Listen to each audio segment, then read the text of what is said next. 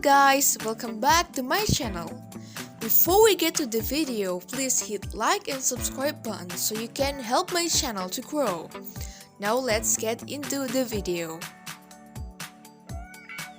In today's video, I would like to review a software called Ultimate Plugin Tools.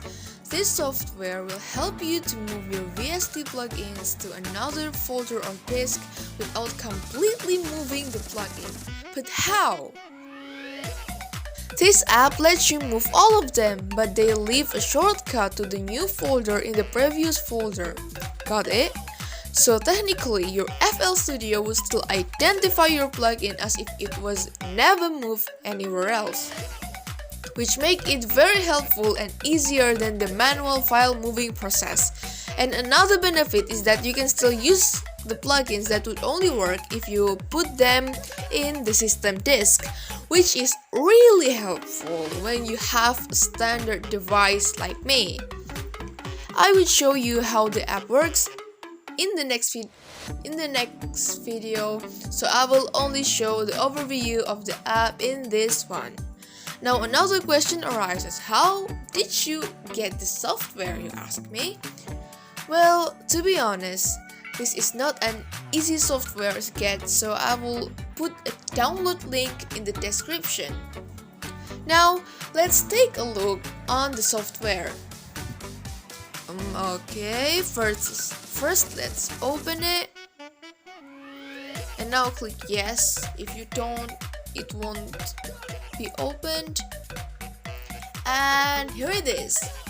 Actually, it has another function such as find duplicate VST plugins, manage installed native instruments products, arrange the libraries tab in native instruments contact, fix native instruments thumbnails in machine and complete control, and what I'm going to tell you about Relocate plugin content.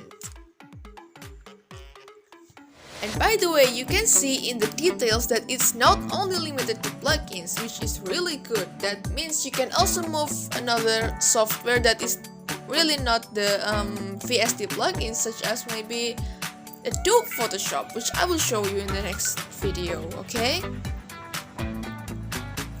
Now click next. Here you can choose the plugin you want to move and the destination folder.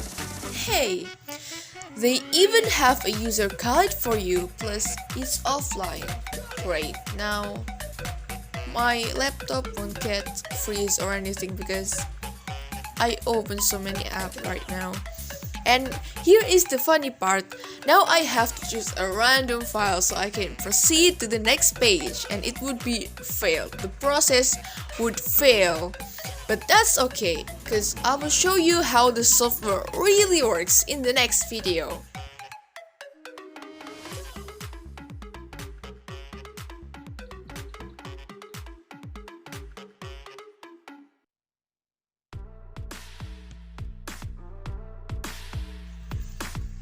Okay, now here you can see a process log, which I will explain further in the next video.